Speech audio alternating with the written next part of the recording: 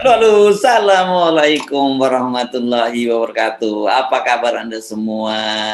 Ini Lamo Indak Basuo, Basuo di hari Senin. Nah, dengan Mbak Agi ya.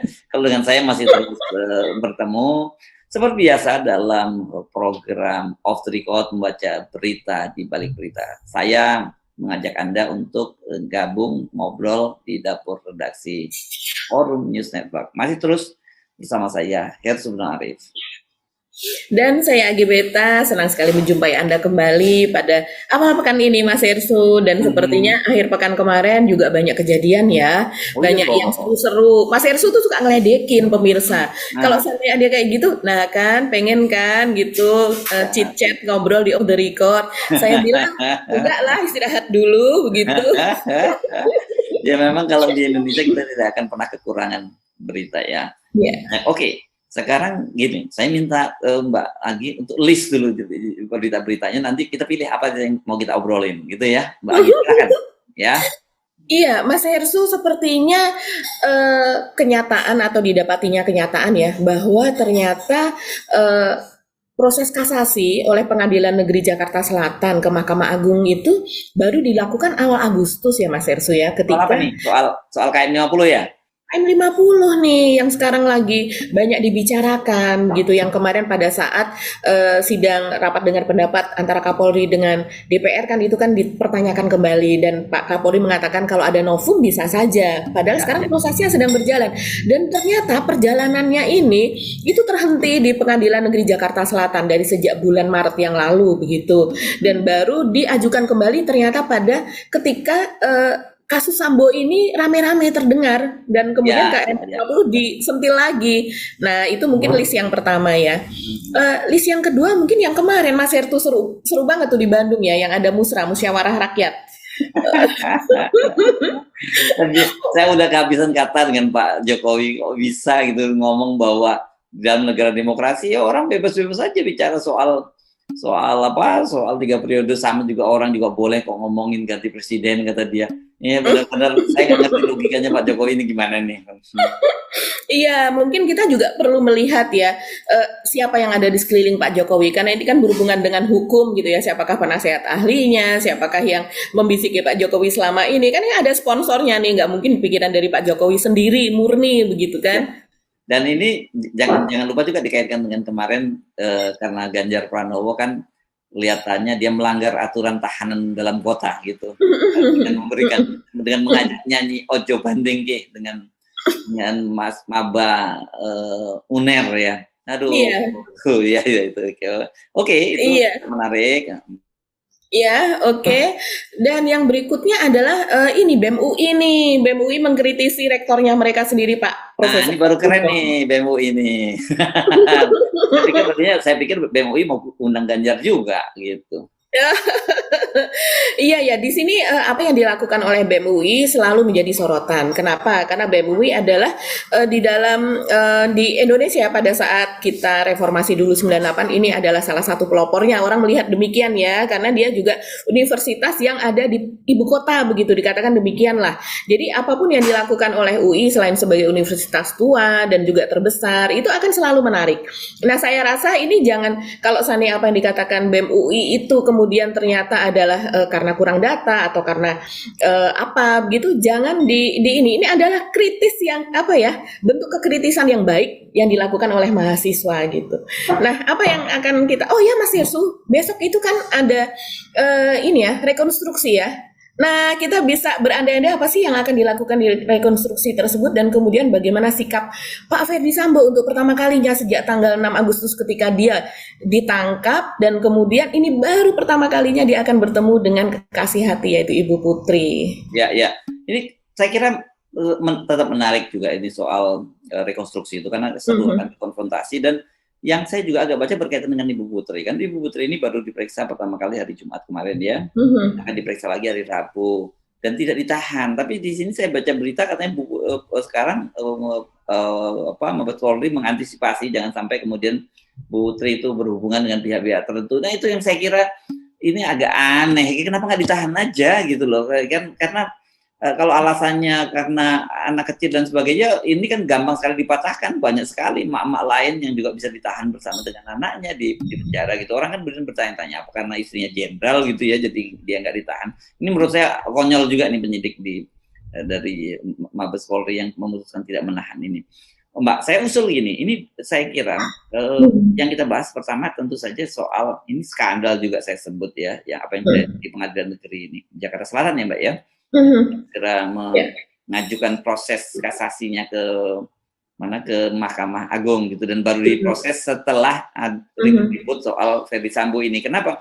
Nah ini didekatkan ini setelah topik ini kita bahas soal Ferdy Sambo. Kenapa? Karena kasusnya ini banyak orang melihat ini banyak pelakunya banyak yang sama gitu ya, diduga berkaitan dengan PKM 50 maupun dalam kasus Ferdy Sambo rekayasa pembunuhan terhadap Brigadir Yosua. Bahkan banyak juga menyatakan, misalnya pengacara dari KM 50 menyatakan memang banyak kemiripan gitu. Hanya beda soal kasus yang satu dibuka dengan tuntas, yang satunya kemudian tidak dengan tuntas. Saya kira kita mesti mulai dari situ deh, Mbak. Oke, kita mulai dari Jakarta Selatan dulu, Mbak. Pengadilan Negeri Jakarta Selatan. Silakan, Mbak Agi. Ya, jadi ini berita terbaru dari Jaksa Penuntut Umum dari Pengadilan Negeri Jakarta Selatan, namanya adalah Pak Z Tadung Alo. Jadi dia mengatakan bahwa dia pun juga terkejut karena dia tidak tahu, dia hanya merasa bahwa ini kok prosesnya lama ya, berpanjang-panjang, dan tidak segera mendapatkan pemberitahuan dari pengadilan begitu, apakah proses kasasi ini sudah dimulai atau belum. Tapi ternyata perlu update dulu sebentar supaya viewer kita nggak bingung. Kan kemarin 2 orang terdakwa dari KM 50 itu kan divonis bebas ya oleh Pengadilan Negeri Selatan gitu, dan jaksa pada waktu itu kemudian mengajukan mengajukan proses banding juga ya pada waktu itu. Banding, betul. Setelah itu prosesnya terus bergulir terus sampai kemudian ke kasasi gitu ya Mbak ya, proses sampai itu kan ya. Oke, silakan. Jadi ada 2 orang terdakwa, yaitu Fikri Ramadan dan Ibda Yusmin Ohorela. Karena yang satu lagi sudah meninggal ya Mas Hersul, katanya karena ada kecelakaan tunggal begitu. Seharusnya kan ada 3 orang begitu. Dan kemudian pada pemeriksaan pendahuluan itu dia sudah banyak bukti-bukti yang mengarah kepada dia memang bersalah begitu. Jadi dia melakukan penembakan begitu terhadap 6 laskar FPI tersebut. Tapi kemudian pada proses pengadilan di Pengadilan Negeri Jakarta Selatan itu dia dinyatakan tidak bersalah begitu karena melakukan pembelaan diri. Dan ini mereka ini kan dari Resmob Polda Metro Jaya. Nah, dan kemudian ini yang melakukan pemeriksaan adalah Pak Ferdy Sambo. Jadi karena Pak Ferdy Sambo sebagai Kadif Propam ya, yaitu profesi dan pengamanan. Dan yang diturunkan sebagai tim pencari fakta pada waktu itu seingat saya adalah Pak Hendra Kurniawan, Brigjen. Nah, saya ingat saya ingat foto-foto dia mendampingi waktu Pak Fadlil Imran dan juga waktu itu Pangdam Jaya ya, masih Pak Maijen dulu pada waktu yang sekarang jadi Kasat ya, itu ada sebelahnya itu. Nah ini fotonya ini Pak Hendra Kurniawan ya, oke. Betul. Jadi Pak Hendra Kurniawan ini sebagai orang yang ditugasi oleh Pak Ferdy Sambo atas supervisi Pak Ferdy Sambo begitulah. Ketika itu Pak Ferdy Sambo ini menerjunkan sekitar 30 orang jajarannya untuk melihat dari segi kedinasan ya, apakah mereka melakukan pelanggaran atau tidak begitu. Dari Resmob Polda Metro ini yang terjun pada waktu itu, mereka kemudian terjadi tewasnya 6 laskar FPI yang mereka adalah pengawal dari Habib Rizik Syihab begitu. Nah, ini menjadi kontroversial begitu karena memang pihak FPI sendiri menyatakan bahwa mereka tidak pernah membekali pengawalnya itu dengan senjata. Ya, memang kalau di FPI sistemnya adalah mereka melakukan semacam ini bela diri Mas Hersu, kalau setahu saya demikian. Jadi, gitu. Versinya pada waktu itu terjadi tembak menembak juga gitu ya Mbak ya? Ya, persis. Versinya yang pertama adalah mereka melakukan tembak menembak. Terus yang kedua adalah mereka yaitu tadi ya masih berkaitan dengan tembak menembak, yaitu mereka memiliki senjata atau berupa pistol yang tadinya dikatakan rakitan, berikutnya apa ini berubah-ubah lah. Nah, terus kemudian yang berikutnya adalah soal CCTV begitu. Nah, ya CCTV yang hilang begitu kan, sama persis seperti yang dilakukan, modusnya seperti yang sekarang direkayasa oleh Pak Ferdi Nah, Sambo. ada bedanya yang mencolok Mbak, lokasinya TKP-nya itu KM langsung diboldoser diratakan ya di sana. Betul. Ini kita belum lihat rumah di Duren 3 diratakan pada waktu itu. Betul. Dan kemudian pembersihan TKP. Nah, inilah yang kemudian selain pembersihan TKP juga diduga kemudian ada rekayasa seperti sekarang. Kalau seandainya sekarang Pak Ferdi Sambo ini kan kredibilitasnya sudah turun sekali ya. Pada waktu itu orang tidak bisa melawan lah. Kita semua sama-sama tahu begitu. Karena memang bukti sulit untuk didapatkan. Selain itu juga ini menimpa kepada seorang tokoh Islam begitu.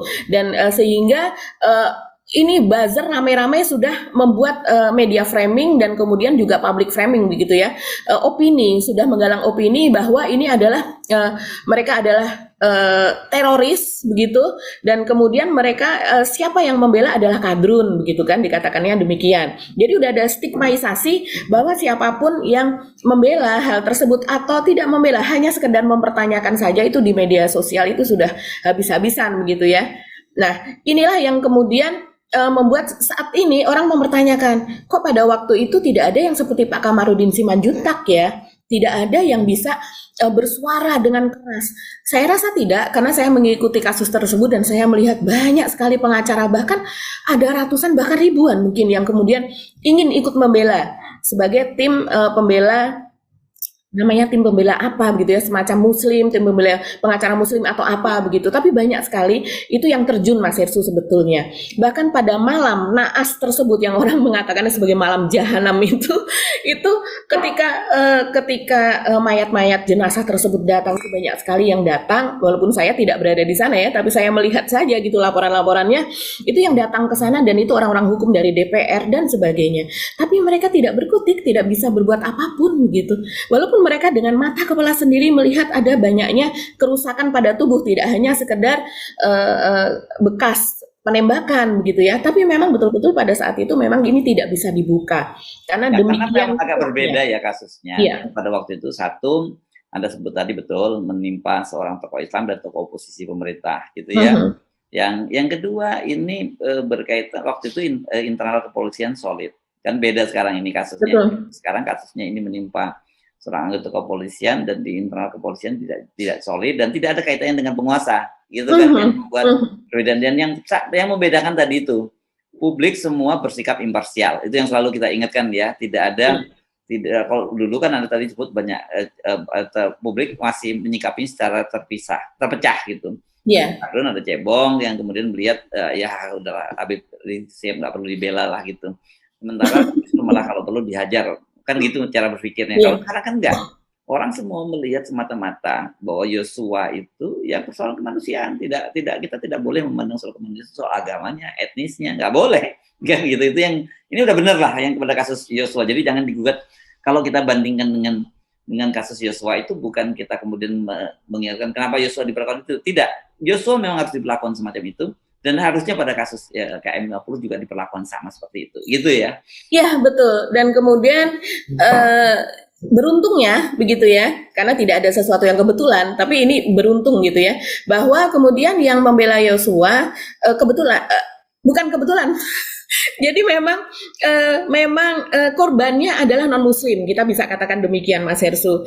Dan kemudian juga pembelanya juga Pak Kamarudin Simanjuntak juga seorang non muslim. Jadi tentu saja para pendengung begitu ya, itu tidak bisa mengatakan bahwa kadrun nih, ini masalahnya kadrun, terus kemudian yang pembelanya adalah juga kadrun, karena seringkali di media sosial itu, sorry to say, itu siapapun yang mengkritisi Pak Jokowi atau yang menjadi oposan itu kan selalu menjadi kadrun gitu.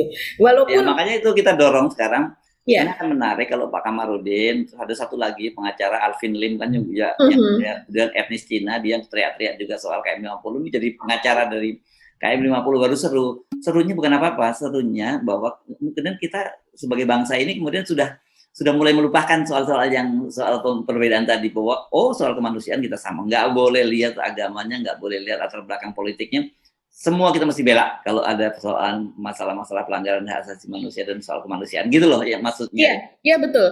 Apalagi Alvin Lim, dia sudah mengatakan, dia sudah membuka soal KM50 ini.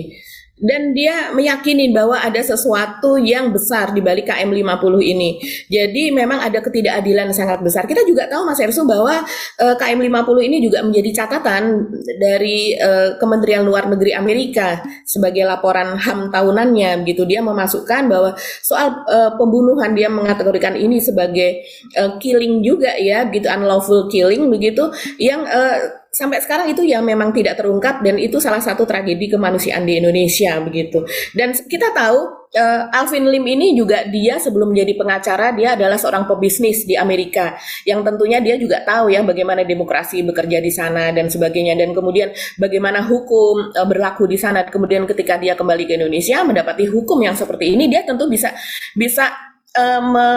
membandingkan begitu ya. Dan saya rasa apa yang dikatakan Alvin Lim ini, saya rasa dia seorang yang open mind dari berbagai kasus yang selama ini, walaupun dia banyak sekali dia kemudian di justifikasi, dan kemudian juga dia di demo begitu ya, dengan demo yang terkesan adalah demo bayaran dan sebagainya, tapi dia tetap kekeh dan dia tidak melihat agama seseorang kalau saya lihat begitu. Dan rupanya memang sesuatu yang hukum yang berlaku dengan hukum seperti ini, memang kita tidak boleh melihat agama, kita tidak boleh melihat latar belakang gitu. Dan ini kita mulai bersatu nih Mas Ersu nih soal keadilan itu tadi gitu, dan ini bagus sekali ke depannya untuk kita begitu. Dan semoga ini soal kasus, kita kembali kepada KM50 ini, yaitu bahwa tragedi Sambo ini kemudian juga membuka bahwa ternyata proses banding yang terjadi di Pengadilan Negeri Jakarta Selatan itu ternyata belum dilimpahkan ke Mahkamah Agung, dan itu baru dilakukan. Sebenarnya proses bandingnya seharusnya sudah dimintakan dari tanggal 22 Maret, tapi baru pada awal Agustus inilah itu ternyata dilimpahkan kepada Mahkamah Agung begitu, karena rame-rame soal kasus Sambo ini sehingga orang mempertanyakan KM50. Nah, itu baru kemudian ketahuan. Nah, ini kan sangat disayangkan karena berapa bulan terbuang, dan ini juga tidak diketahui oleh tim jaksa begitu. Mereka baru tahu sekarang. Kalau saya baca ini kasasi Mbak prosesnya ya, bukan banding. Berarti bandingnya sudah dong ya. Saya jujur nggak begitu detail mengikuti ini. Ini yang saya baca, yang dikatakan oleh Jaksa Todung itu memori kasasi yang diajukan. Berarti kalau kasasi berarti sudah ada banding dong, ya? Oh iya, mungkin ya Mas Ersu ya. Saya juga tidak terlalu paham atau hafal mengenai tahapan-tahapannya. Tapi dia mengatakan jadi sesuai dengan kasasi dari yang kami. Iya, ini dia mengatakan kasasi, betul. Ya, betul. Jadi betul. Jadi jaksa memang menyatakan begitu, berkas kasasi jadi ya. Ya, berkas kasasi menurut hakim ya. Ya, oke. Berarti ini kasasi, berarti bandingnya juga sudah dong dilewati ya. Karena selesai berarti. Oh iya. Putusan yang pertama dinyatakan bersalah Mas Ersu, betul. Betul. Dan kemudian ketika banding itu malah dibebaskan. Nah, kita tentunya ingat ada sujud syukur ya pada waktu dibebaskan. Nah, kita baru ingat lagi tuh. Ada sujud syukur dari para pelaku ini begitu, yang kemudian mereka bergandengan rame-rame, mereka tertawa itu, yang tertawa itu membuat hati keluarga dari laskar tersebut menjerit begitu. Dan ini ternyata kemudian dari kasus Sambo ini kemudian mulai terbuka lagi sebenarnya apa sih yang terjadi di baliknya. Orang mulai mempertanyakan itu. Serius ya, sampai berapa bulan nih proses? 5 bulan ya tidak diproses oleh pengadilan ya berarti? Iya, sekitar 5 bulan berarti. Dan baru rame-rame setelah baru diproses lagi setelah rame kasus Ferdy Sambo gitu kan ya? Betul. Kita prihatin ya, karena jadi ini persoalannya hampir menyeluruh di seluruh sistem peradilan kita.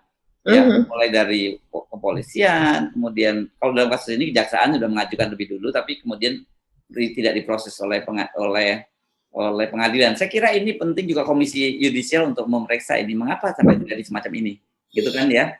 Penting juga untuk diusut oleh Komisi Yudisial atau pengacara KM50 juga bisa mengajukan proses semacam ini, minta kepada Komisi Yudisial untuk memeriksa mengapa hakim di Pengadilan Negeri Jakarta Selatan terlambat untuk mengajukan proses kasasi ini.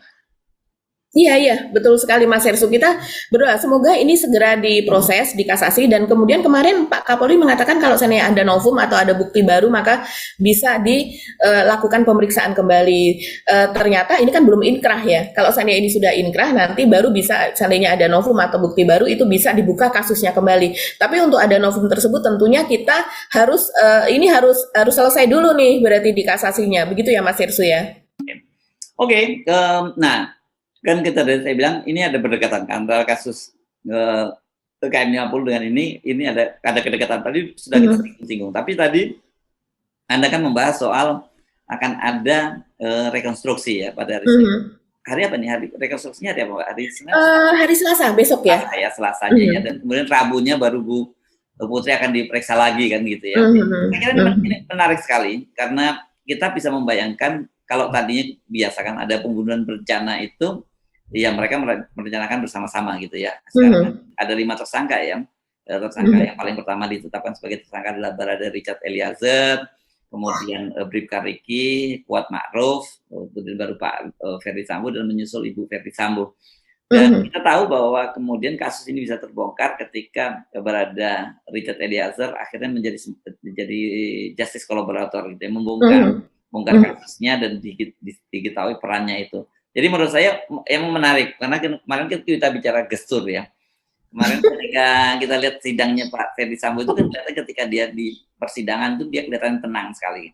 Tapi kemudian belakangan kita mendapatkan foto-foto ketika Pak Ferdi Sambo keluar dari ruangan setelah diponis dinyatakan dia bersalah dan dilakukan pemecatan atau PTDH, pemberhentian tidak dengan hormat. Itu wajah Pak Ferdi Sambo kelihatan menegang ya. Foto ini misalnya menunjukkan itu ya. Nih foto ini menunjukkan Pak Ferdi Sambo menegang gitu. Rupanya waktu dia masuk dia masih pede gitu ya. Dia pede, tidak akan menghadapi situasi yang buruk semacam itu. Nah, saya juga bisa membayangkan nanti kalau terjadi bagaimana kalau dia dikonfrontir dengan Richard Eliezer. Ini pasti menarik momen-momen ini, Mbak. Iya betul, ini terlihat geram tadi foto tadi ya Mas Hersu ya, marah gitu, menahan kemarahan gitu, apalagi makanya wajar sih kalau seandainya kemudian dia minta banding begitu kan, dia langsung memintakan banding begitu, rupanya dia masih tidak, jadi surat yang dia bacakan sebelumnya bahwa dia ikhlas menerima begitu, akan menerima apapun yang akan ditimpakan kepada dia akan bertanggung jawab, itu ternyata tidak tercermin, karena dengan dia melakukan proses banding saja, itu sudah memperlihatkan bahwa dia tidak ikhlas menerima apapun hasilnya begitu, walaupun itu dibolehkan tentu saja begitu, dan itu dilihat dari pakar gestur gitu yang pada saya lihat ya, banyak sekali yang membicarakan hal ini, memang dia terlihat marah ketika dia divonis itu begitu, dan kemudian kita seandainya besok kita berandai-andai ya pada hari Selasa itu akan dilakukan rekonstruksi. Kita sebagai wartawan kalau kita sudah pernah meliput rekonstruksi ya kejadian kriminal gitu, saya sih langsung membayangkan ya Mas Hersu ini akan menarik sekali karena yang pertama adalah dia ini pertama kali bertemu dengan Ibu Putri dari sejak dia ditahan pada tanggal 6 Agustus. Dan sejak itu kan dia tidak pernah bertemu karena Ibu Putri ini akan menjenguk di Makobrimob pun pada saat itu juga tidak berhasil begitu. Dan kemudian juga ini pertama kalinya dia akan bertemu dengan sang justice kolaborator yaitu Barada Eliezer yang kemudian pada saat terakhir mungkin bertemu dengan dia dengan pengacara yang masih dia sediakan, dia biayai, dan kemudian Eliezer ini juga bersedia untuk mengikuti kronologis yang dia susun. Ini kemudian sejak dia membelot gitu menjadi JC atau justice kolaborator, inilah pertama kalinya dia akan bertemu. Bahkan ketika kemarin ada sidang di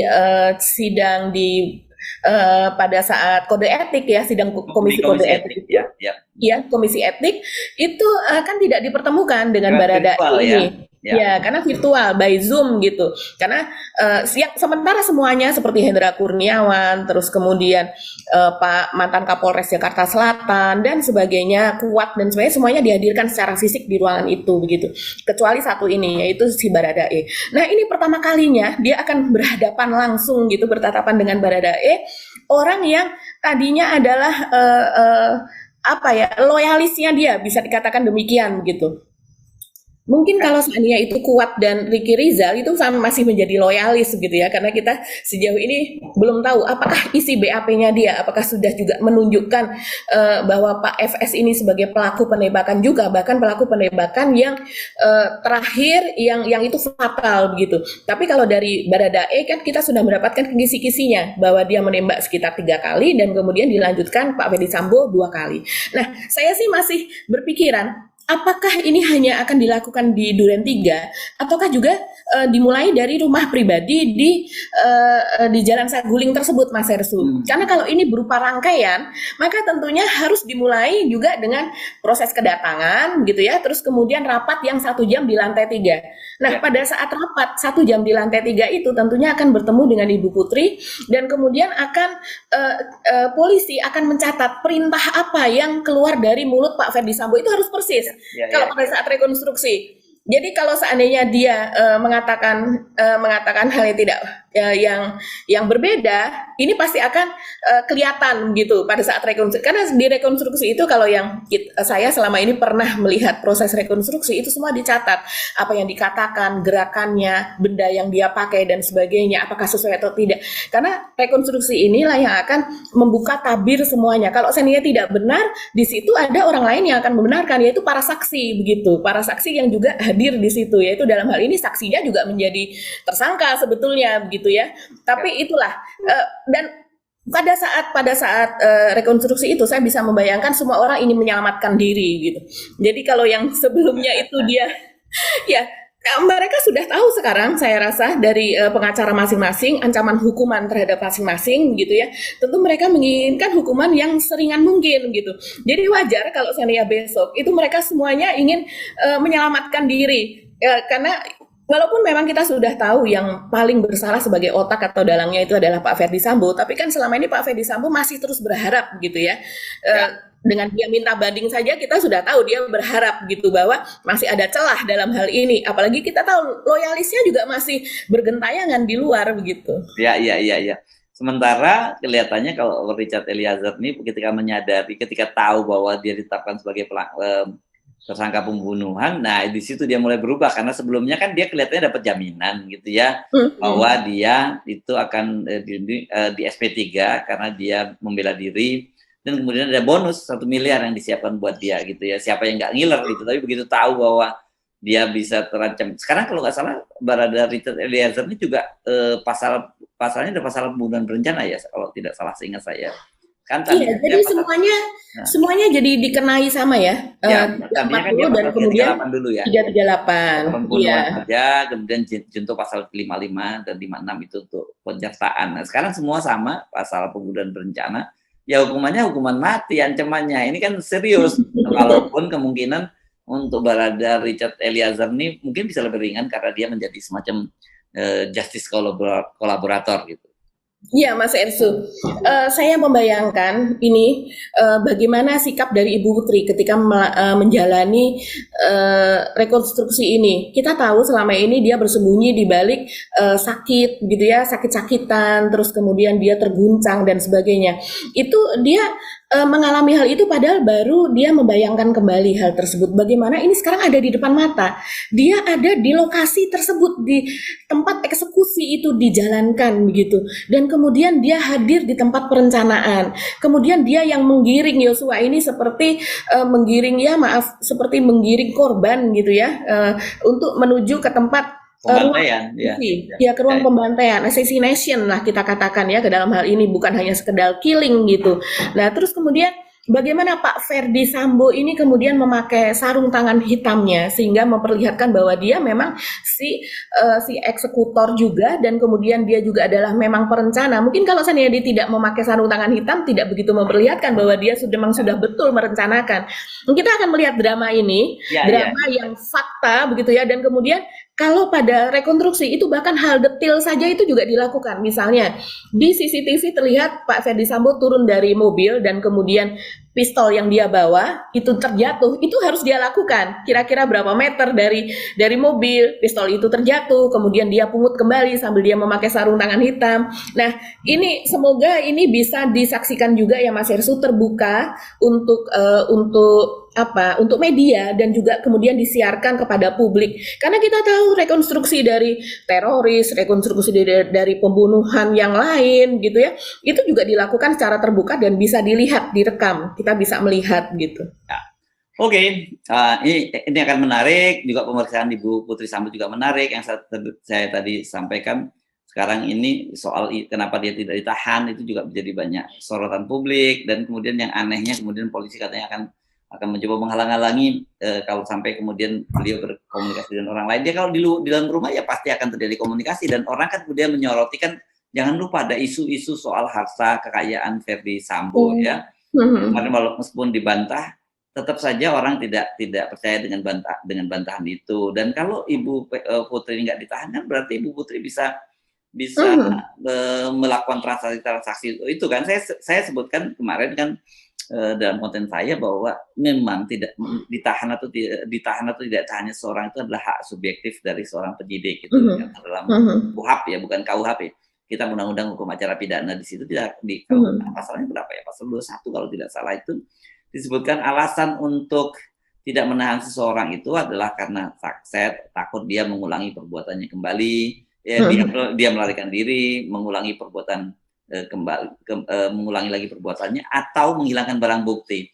Saya kira ini yang dikhawatirkan kan gitu ya, kan polisi menyatakan sudah diantisipasi kemungkinan melarikan diri. Saya kira justru yang lebih serius itu soal bagaimana dia menghilangkan barang bukti, karena sebelumnya sudah terjadi kan gitu tuh ya. Nah ini barang bukti yang lain yang ini harusnya jadi pertimbangan. Tapi saya tidak tahu apa pertimbangan kenapa kemudian polisi penyidik memutuskan tidak menahan. Tapi kalau saya baca-baca di media sosial, orang bilang wah ini nggak adil dong, kemudian dibandingkan dengan kasus-kasus yang terjadi di beberapa tempat, yang terbaru di Aceh ya, ada seorang ibu yang ditahan karena dia masih harus menyusui anaknya umur 6 bulan gitu. Di situ juga ada Kak Seto yang kemudian minta kalau bisa dijadikan tahanan rumah saja. Ini kan rame jadinya yang begini-begini. Iya Mas Ersu. Jadi ini sungguh-sungguh ketidakadilan itu diperlihatkan dengan sangat nyata ya. Pada saat ini sudah tahu kita bahwa ada sinyalemen adanya uang yang sangat besar begitu di tangan Pak Verdi Sambo. Apalagi selama ini juga ternyata ya dengan penggerbekan 303 kasus judi di berbagai daerah, tidak hanya puluhan gitu. Saya rasa mungkin sudah menyentuh ratusan, karena di satu provinsi aja itu bisa berapa puluh penggerbekan begitu kan kasusnya begitu. Nah, ini memperlihatkan bahwa memang bermain uang sangat besar di situ begitu. Dan kemudian juga uang kecil dari yang besar itu saja sudah diperlihatkan akan digunakan untuk menyuap gitu ya, untuk menyuap LPSK, untuk menyuap Baradae dan juga Kuat dan juga Ricky Rizal dan sebagainya. Itu uang sekarang kemana ya kira-kira? Kok tidak pernah ada pernyataan bahwa juga disita sekian uang tunai dari rumah Verdi Sambo sebagai barang bukti pada bahwa mereka akan melakukan suap. Itu kan sampai sekarang memang tidak ada daftarnya gitu, bahwa uang itu termasuk dan berapa banyak uang yang ikut disita begitu Mas Hersu. Dan kemudian kita bisa secara logika lah, kita gitu ya tidak bisa memiliki faktanya berupa fotonya dan lain sebagainya, tapi secara logika kita tahu kalau seandainya orang memperlihatkan 1 miliar, 2 miliar, tentu dia punya miliar-miliar lain di rumah tersebut begitu kan. Tidak mungkin itu adalah last money, uang terakhir yang dimiliki kemudian akan diberikan kepada untuk memuluskan rencananya gitu. Nah, inilah yang kemudian ya terjadi ketidakadilan, dan kemudian orang juga berpikir apa saja yang bisa dilakukan Ibu Putri selama di luar. Apalagi ada sinyalemen kemudian dari Pak Muradi, Profesor Muradi, dan dari banyak pihak yang mengatakan bahwa masih bergentayangan loyalis Sambo ini. Apalagi dikatakan bahwa kakak asuhnya itu tidak hanya dari para jenderal yang sudah pensiun, yang sudah ada di luar tapi tangannya masih sangat panjang di dalam tubuh Polri, tapi juga mereka para jenderal bintang 3 yang juga masih bercokol di dalam tubuh Polri itu sendiri, yang menjadi pelindung dan menjadi loyalis dari Pak Verdi Sambo ini. Nah, ini kan sangat berbahaya begitu. Ini bermain mata yang yang apa ya, sangat kentara begitu. Wajar kalau seandainya orang kemudian mempertanyakan, ada apa ya? Terus adakah misi khusus yang dilakukan oleh Bu Ya, Ferdi Sambo ini begitu? Orang ya kan kenapa nggak ditahan gitu begitu. ya? Apa? Begitu, apalagi dikatakan bahwa dia terguncang. Orang terguncang itu melihat orangnya sempoyongan, Mas Hersu. Buat bukti aja susah. Nah, ini sementara ketika diperiksa ada rekamannya, walau sejenak dia terlihat agak berlari. Itu bukan orang yang terguncang, tapi itu orang yang lari-lari kecil begitu. Dan kemudian juga ya kita tidak tahulah, karena sekarang zaman itu sangat mudah ya kalau untuk menyembunyikan sesuatu begitu. Ini saya rasa terjadi dalam tanda kutip pertempuran atau perang sendiri di dalam tubuh Polri sehingga sampai Belum kepada selesai ya, kesimpulan masih iya banyak bahwa Bu Ferdi faksi-faksi. Sambo tidak ditahan gitu. Ya, masih faksi-faksi ini masih belum, mungkin tidak langsung dengan Sambo, tapi kepentingan-kepentingan yang ditinggalkan oleh Sambo gitu ya, yang sekarang sedang Iya, menarik. Sambonya sudah selesai, gitu. Tapi ada rentetan peristiwa eksesnya. yang belum selesai. Oke, tadi Anda mengusulkan soal rektor UI ini juga dibahas gitu ya. Dan ini rame nih ya. Saya juga bahas ini dengan Bung Rocky soal lebih pada etikanya. Tapi mungkin kita akan bahas lebih pada apa sebenarnya yang terjadi gitu ya, ya di sana. Karena kalau saya baca ini menurut catatan dari BEM UI itu harta kekayaannya itu meningkat 35 miliar dalam 3 tahun gitu ya. Iya, Ini kan berdasarkan LPHKN ya, laporan harta penyelenggara laporan kekayaan penyelenggara negara ya ini yang betul Mas Ersu. ya. Iya, Dan kalau dan kita sama-sama tahu loh, laporan-laporan ini sebenarnya cenderung tidak valid tuh, banyak yang lebih dikecil-kecilkan dari data sesungguhnya. iya betul. Jadi dari LHKPN ini saya cari ya Twitter dari BEM UI, bisa jadi ketemu, bisa jadi tidak ketemu nih. Saya melihat kemarin, memang intinya begini, dia mengatakan dia mempertanyakan ya dari manakah harta tersebut berasal. Jadi harta tersebut ini kalimatnya 3 tahun menjabat, harta kekayaan rektor UI mencapai 62 miliar. Begitu. Itu tweet yang salah satu tweet gitu, dan kemudian ada gambar ya dari mana sumber kekayaan rektor UI. Ini bisa dilihat nih oleh pemirsa nih. Ini adalah tweet dari BEM UI begitu ya. Anak-anak cerdas yang kritis kalau saya melihatnya sih demikian ya. Dan kemudian ada juga poster yang lainnya yang mereka unggah mengatakan 3 tahun menjabat 62 miliar. Dari mana sumber kekayaan rektor UI? Di situ juga dia unggah juga, menurut laporan harta kekayaan penyelenggara negara LHKPN tahun 2018, harta kekayaan Ari Kunchoro yang kala itu tercatat sebagai Dekan Fakultas Ekonomi dan Bisnis Universitas Indonesia mencapai 27,873 atau 27 miliar 873 juta sekian gitu. Itu pada tahun 2018, dan kemudian pada unggahan berikutnya mereka mengatakan demikian. Sedangkan menurut LKHKPN terbaru yang dilaporkan pada 26 Maret 2022, total harta kekayaan Ari Kunchoro yang tercatat sebagai rektor UI kini telah mencapai 62 miliar 321 juta sekian. Itu menurut catatan anak-anak tersebut begitu ya.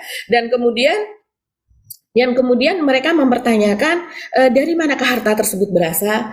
Hanya Ari Kunchoro dan Tuhanlah yang tahu begitu. Nah, ini yang menggelitik gitu ya, yang menggelitik. Dan kemudian saya sih apresiasi ya Mas Hersu dengan kekritisan para mahasiswa ini begitu. Ini bukan berarti mereka ingin ini sama sekali jauh dari apa ya, kalau seandainya mereka ingin membuat nama rektornya buruk atau apa. Ini malah justru sebelum orang bertanya mereka mempertanyakan lebih dulu anak-anak Pak Rektor ini, sehingga Pak Rektornya diberi kesempatan untuk menjawab kan, karena bisa jadi di luar sana juga sudah banyak orang yang melihat gitu dan kemudian juga bertanya, memiliki pertanyaan yang sama. Cuman kalau saya melihat sih ya Mas Hersu, Pak Rektor ini menjabat sebagai rektor selama 3 tahun, betul. Tapi sebelum dia menjabat, ketika dia menjadi dekan itu pada tahun 2017, dia tuh sudah diangkat menjadi komisaris utama BNI, Bank BNI. Ya, ini kan salah satu bank terbesar di Indonesia. Kemudian berakhir pada tahun 2020 sebagai komisaris utama tersebut. Dan pada tahun 2020 dia diangkat sebagai wakil komisaris utama Bank BRI. Begitu. sementara dia diangkat menjadi rektor tahun 2019. Jadi saling beririsan ya. Nah, kalau kita cari-cari gajinya nih Mas Hersu, gaji Wow. seorang pengajar atau rektor sendiri gitu ya, dari berbagai dari gaji pokok, kemudian dari gaji tunjangan dan sebagainya, belum lagi kalau dia ada proyek ya, karena kan ada penelitian, ada dan sebagainya, itu bisa mencapai 100 juta lebih gitu. Atau setidaknya puluhan juta mendekati 100 juta gitu. Itu tuh rektor gaji sebagai seorang akademisi. Nah, terus kemudian bagaimana dengan gaji sebagai seorang komisaris, apalagi di komisaris bank gitu. Pak Said Didu pernah men-tweet, mantan sekretaris Kementerian BUMN ya, pernah men-tweet bahwa gaji pokok ditambah dengan tunjangan dan tantim dan sebagainya dari seorang komisaris bank BUMN itu bisa mencapai 1,5 miliar per bulan. Gitu. Per bulan ini loh, bukan bertahun. Dan kemudian kalau seandainya kita lihat lagi ya, berapa sih keuntungan dari bank-bank tersebut, bank BUMN gitu, per tahunnya sehingga dapat membagikan tantim kepada para direksi dan komisaris gitu. Nah, kemudian kita bisa dapati tantim itu adalah itu adalah semacam apa ya, bagian dari keuntungan gitu ya. Bonus tahunan, bonus tahunan gitu. lah. Ya, jadi kalau seandainya sesudah dihitung ternyata keuntungan dari sebuah perusahaan itu berapa gitu ya, berapa triliun, kemudian bonus untuk para pelaksana, dalam hal ini adalah direksi dan para pengawas yaitu komisaris, itu dibagikanlah sekian persen itu adalah untuk bonus mereka, ini disebut dengan tantim gitu. Ya. Dan ternyata bonus di BRI saja itu pernah untuk komisaris biasa saja itu bisa mencapai 11 miliar gitu Mas Hersu. Apalagi untuk wakil komisaris utama begitu ya, bonus tersebut. Yang kalau dibagi 12 bulan artinya mencapai hampir 1 miliar. Nah, kita nggak tahu untuk wakil komisaris utama berapa. Begitu juga di BNI. BNI itu tantimnya juga besar, apalagi Pak Ari Kunchoro sebagai komisaris utama pada waktu itu. Nah, kalau kita akumulasikan dari tahun 2017 sampai 2021 kemarin ketika dia diprotes kan akhirnya dia kemudian mundur ya karena melanggar statuta UI. Nah, itu kita bisa akumulasi itu berapa Mas Hersu begitu. Nah, jadi dari situ memang penunjukan dari pemerintah kepada Pak Rektor ini yang ya walaupun sorry to say itu melanggar statuta UI, ini sudah memang membuat Pak Rektor ini naik kekayaannya dengan meningkat sangat pesat. Jadi kalau selama hidup dia dikurangin 3 tahun itu hanya berhasil mengumpulkan 27 miliar sekian seumur hidup gitu ya, bersama dengan istrinya tentunya ada akumulasi kekayaan ya. Ternyata selama 3 tahun terakhir itu melebihi dari seumur hidup tersebut begitu. Yaitu meningkat 35 miliar. Ya. Tapi begini, intinya wajar atau tidak wajar ya kekayaan itu penting dijelaskan kepada publik ya. Dan wajar anak-anak ini mempertanyakan itu. Kan saya sendiri kemarin kita juga dorong mestinya kita ini di dalam keluarga apakah anak atau suami atau istri juga ikut mendorong itu pertanyaan-pertanyaan kalau ada kekayaan tidak wajar. Karena perilaku korup ini kemudian menjadi merajalela karena ada permissiveness dari keluarga.